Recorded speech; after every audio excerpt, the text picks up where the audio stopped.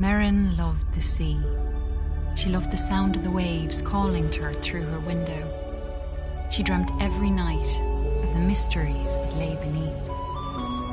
Her father was a fisherman.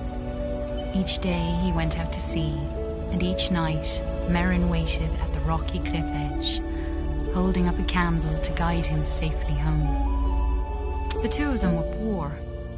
Their roof was leaky, and they sometimes went hungry. But as long as they had each other, Merrin knew they would be okay. At night, her father sang her songs about his great adventures. He sang of giant leviathan serpents, haunted caves, and a lost city of gold beneath the sea.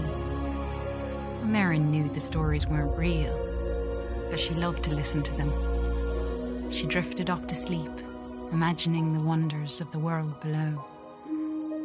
And her life continued that way, simply and happily, until one night, her father didn't return. Merrin held up her candle at the cliff's edge all through the night, staring out at the empty sea.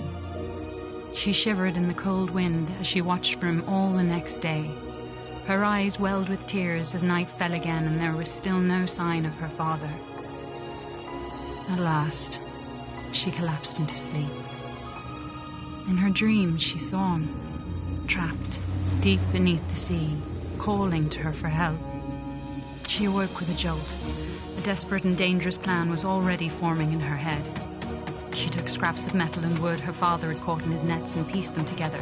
She hammered and bolted, she measured and sawed. And before the sun had set, she had built a tiny, rickety submarine. With trembling hands, she squeezed inside and dove down beneath the waves to search for her father.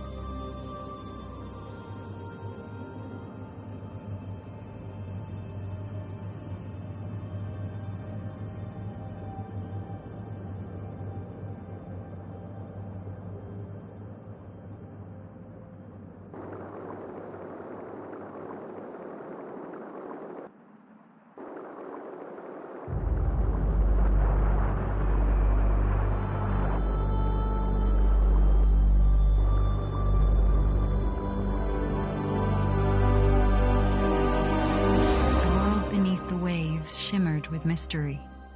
Glow-kelp bulbs lit up around her as she passed by.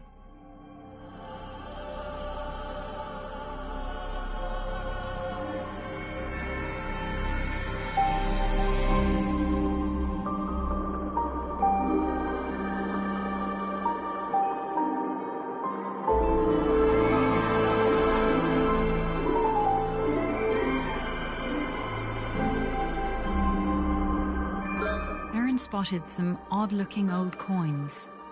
Maybe her father would know where they were from.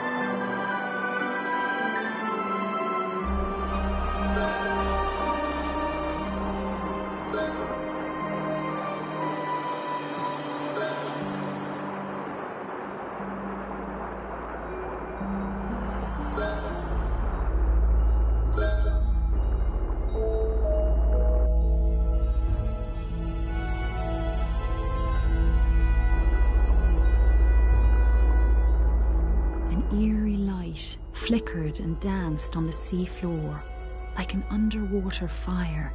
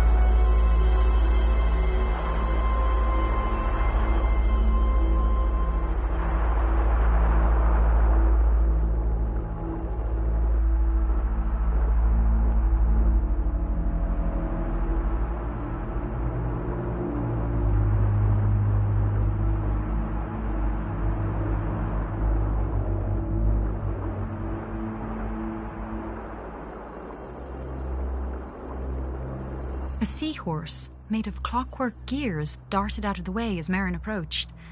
She wondered who could have built such a curious creature.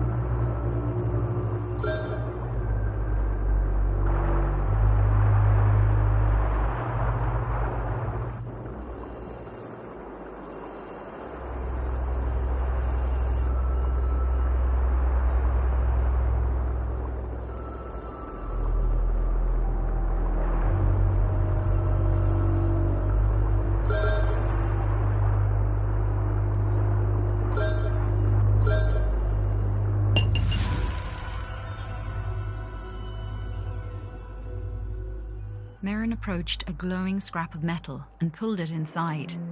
It was claw-shaped and had a strong magnetic pull.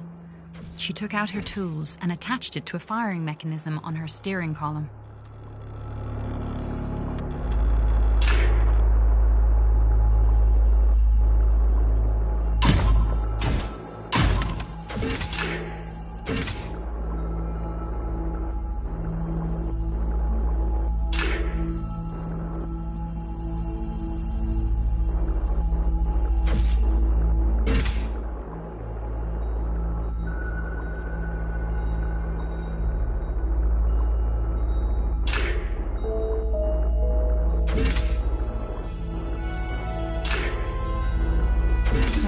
Once told her about a mysterious, living energy called time. Could that have been a time wellspring? Merrin spotted shock nettles ahead of her. She had to be cautious, as the hostile creatures would attack her on sight.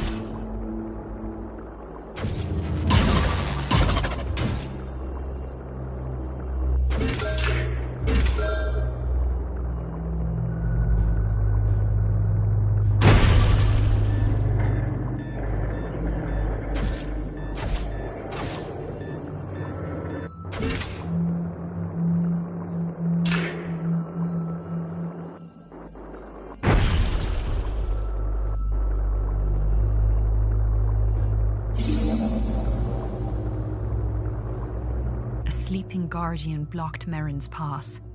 She knew it all too well from her father's stories, and she knew it must never be woken.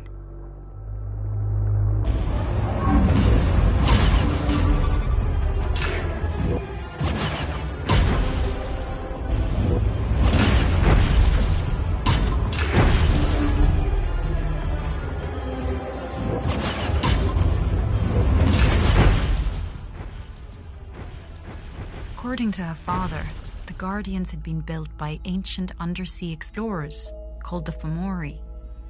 Merrin always thought the Fomori were a myth. Now she wondered if her father's other stories might be true.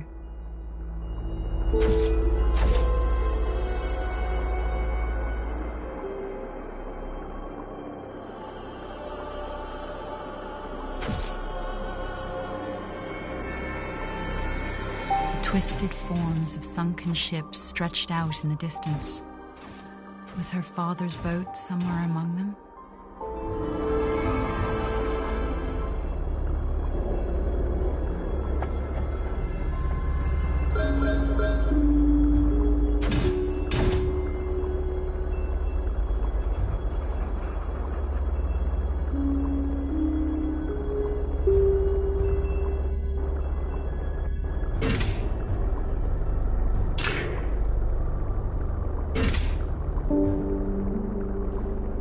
The old statue reminded her of her father's lullabies about the brave and beautiful Merrows.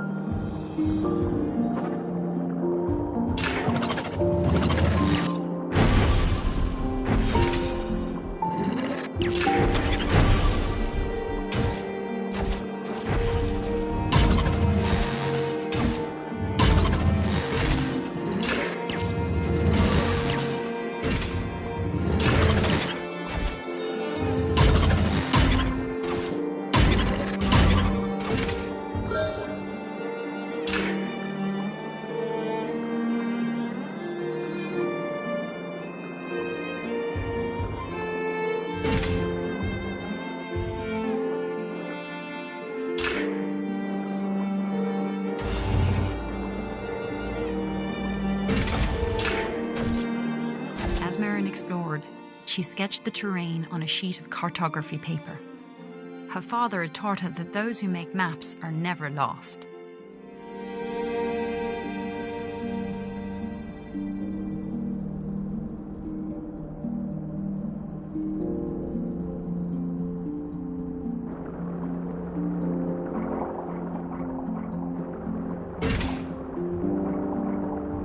A huge hermit crab watched Merrin from a rocky ledge.